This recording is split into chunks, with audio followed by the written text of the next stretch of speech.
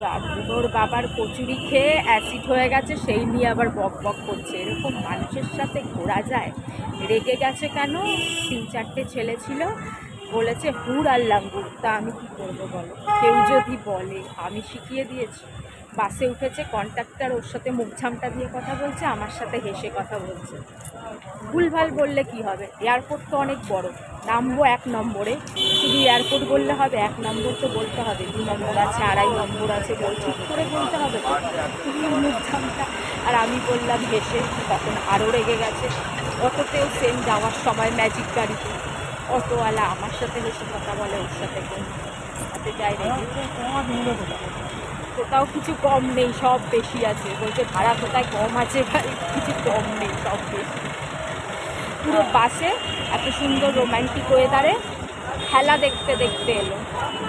আরে আমায় দেখ, আমায় দেখবে না, খেলা দেখবে।